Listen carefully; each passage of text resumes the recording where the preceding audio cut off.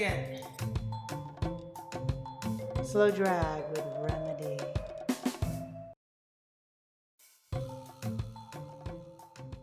There's a certain respect and admiration I have for anyone who can successfully look at something from another person's point of view, despite not having lived the same experience, especially without consciously or unconsciously inserting themselves into the narrative.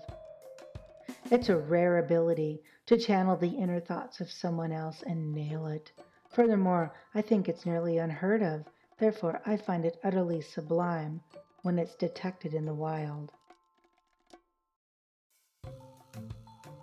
In addition to self-professed guilt and revenge, the cunning vitriol, my words, not his, that many of Elvis Costello's songs are laced with, another through line is the unbiased character development and portrayal, especially as it pertains to the characterization of women. You've no doubt heard of the Bechdel test. With respect to films, it's a triad of events that need to be present in order to pass its test. It has to have at least two women in it, 1. They have to speak to each other, 2. And what they speak about has to be about something other than men, 3. It's based on an Alison Bechdel's 1985 comic strip about her movie-going rules. Based on the comic strip, the last film Allison was able to see was Alien. So this got me to wondering if there's a similar matrix or a rubric for song lyrics. According to one article I read, the triad to pass the song lyric version of the test is it has to be a female identifying performer who looks like a woman, 1, involves other women, 2, and isn't singing about a man, 3. The article goes on to cite 5 songs, conceding how difficult it was to find that many. The link to the article is in the show notes. My name is Remedy, and I've had a 30-year love affair with the poetry of Elvis Costello. This podcast has no lofty ambition. It's merely an appreciation of a peerless poet and a modern-day master. Today's slow drag is with All This Useless Beauty from the album of the same name. Released in 1996, the songwriting credit of this stunning song goes to Elvis Costello. Going from the specific to the general, weaving in certain details and expressions, All This Useless Beauty might not meet the Bechdel test, but what it might do is create a category of its own. Truisms from many perspectives, not constrained by pronouns or thoughts that are meant to be forbidden. Because I love words so much, I rarely think about the person behind the pen. In my mind, like a dandelion, these words have scattered into the world of their own accord. These words, these particular words, and all this useless beauty, however, are clearly from a keen observer of life, love, and relationships. But I think I need to stop gushing and just get on with it. It's at times such as this she'd be tempted to spit if she wasn't so ladylike. These first 2 lines alone make me want to proclaim that this is a very special episode of Slow Drag with Remedy. She imagines how she might have lived back when legends and history collide. So she looks to her prince, finding since he's so charmingly slumped at her side. Those days are recalled on the gallery wall, and she's waiting for passion or humor to strike. Okay, so welcome to a very special episode of Slow Drag with Remedy. One verse in, and we see an entire world, a couple in a museum maybe. We are braced for the double meaning of all this useless beauty. Oh, and the consonants. So she looks to her prince, finding since he's so charmingly slumped at her side. Said slowly or too quickly, it nearly creates a hissing sound, like one you might hear directed toward a villain, as they enter the stage. Passion or humor, either one would be a welcome relief right now. What shall we do? What shall we do with all this useless beauty? Both shall and will are modal verbs that are pretty much interchangeable these days, but prescriptively, shall is often connected with the first person plural, as in what shall we do? Well, I don't think anyone would be inclined to correct what will we do. The proper and inclusive shall is perfectly placed in this question. It's a chorus that's repeated 3 times in this piece.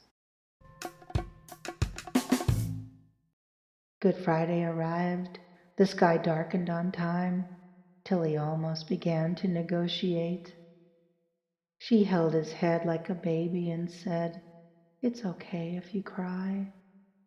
You don't have to be religious to be familiar with the crucifixion of Jesus, the empty tomb, and the role both the Virgin Mary and Mary Magdalene played. Something about the Madonna and whore dichotomy, and please forgive the dated nomenclature.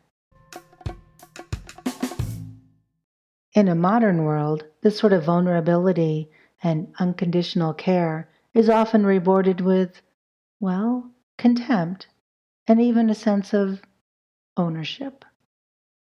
Now he wants her to dress as if you couldn't guess. He desires to impress his associates. Let's hope this proclamation snatches me back from the brink of cynicism. See, his vulnerability has turned into her subsequent subserviency. But he's part ugly beast and a Hellenic deceased, so she finds that the mixture is hard to deny. The Hellenistic period of ancient Greece started around 1323 BCE with the death of Alexander and ended in 31 BCE with the Roman conquest. Check my math, but I think Hellenic is a culture found within the larger Hellenistic period. Do I have that right? Either way, what it conjures for me is a bit of a jerk who is nevertheless a Greek god chiseled out of the finest marble. We've all seen the type. My mistaken version of a Greek god was named Robert. It's okay to use his name, since there's been 4 of them, and they all will think it's about him. I have a thing for a man named Robert. Oh, and a thing for jerks. She won't practice the looks from the great tragic books that were later disgraced to face celluloid. To borrow a phrase, why bother launching 1,000 ships since they're only going to change it in post-production?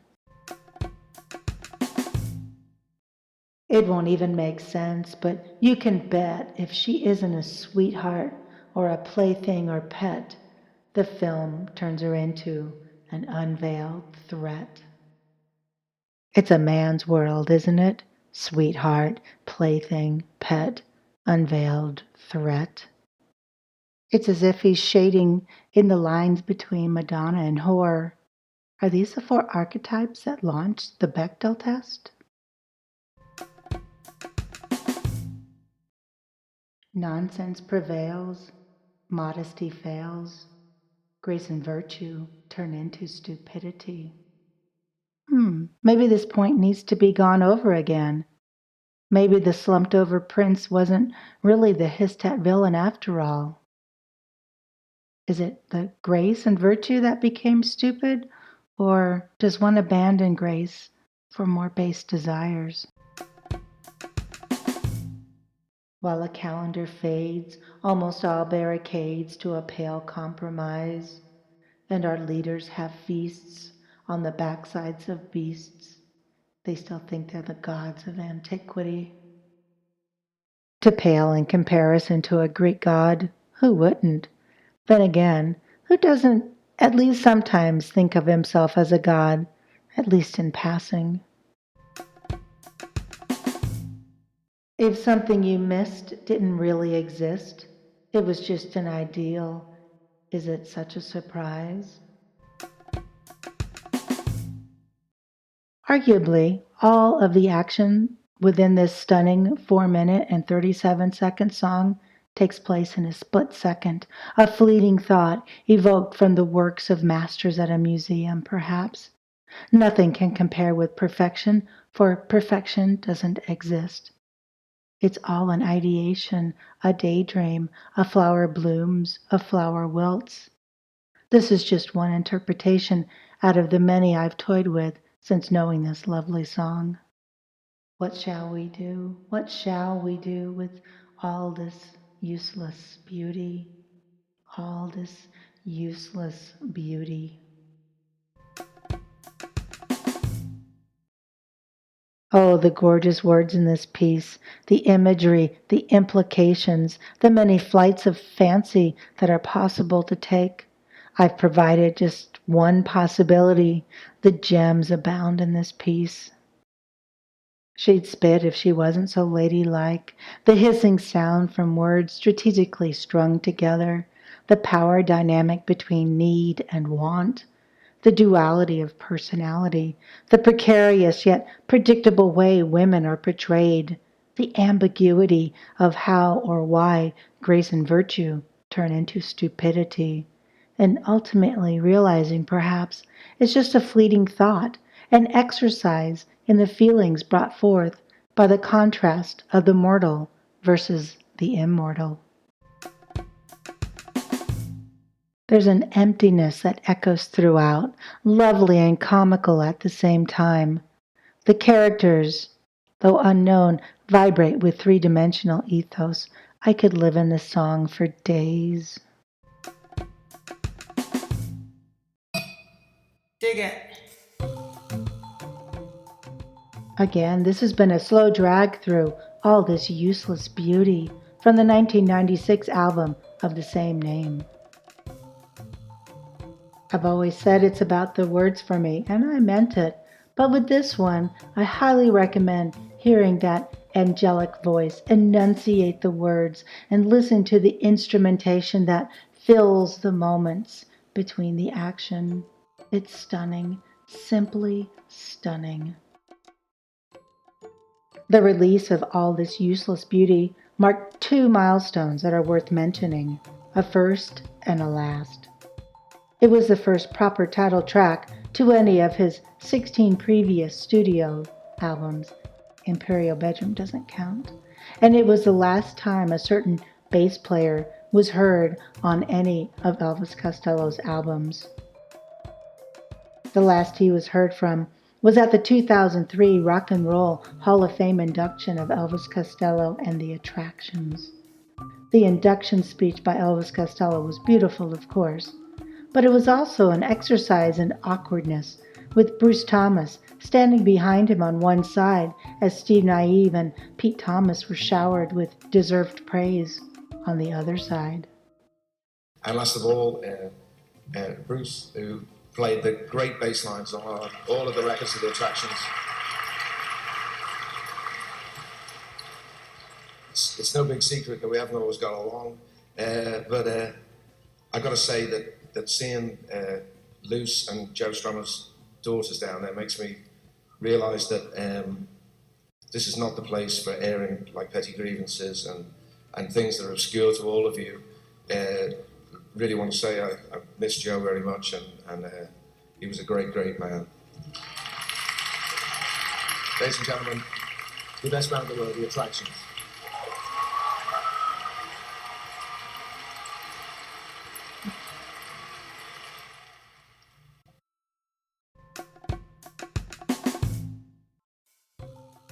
The delivery might be a bit haltering, perhaps, but notice how deftly Elvis Costello moved from his petty grievances to Joe Strummer, who had recently passed, then quickly back to the Attractions, the quote, best band in the world, without explicitly including Bruce Thomas.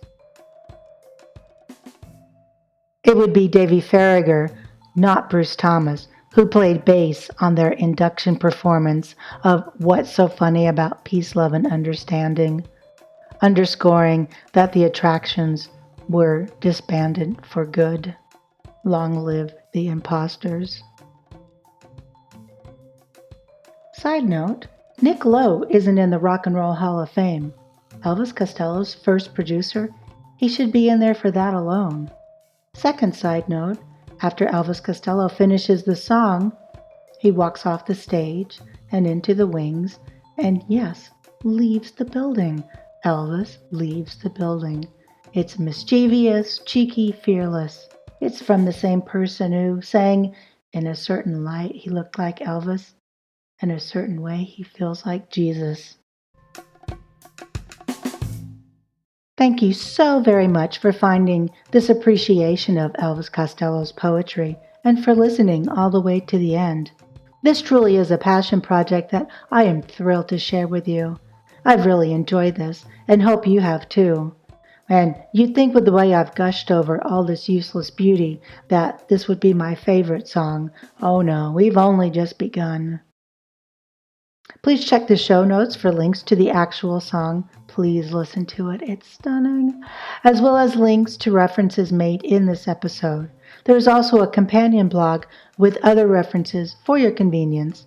If you like this, and I hope you do, please subscribe and share. Please get in touch with comments or suggestions or stories of your own.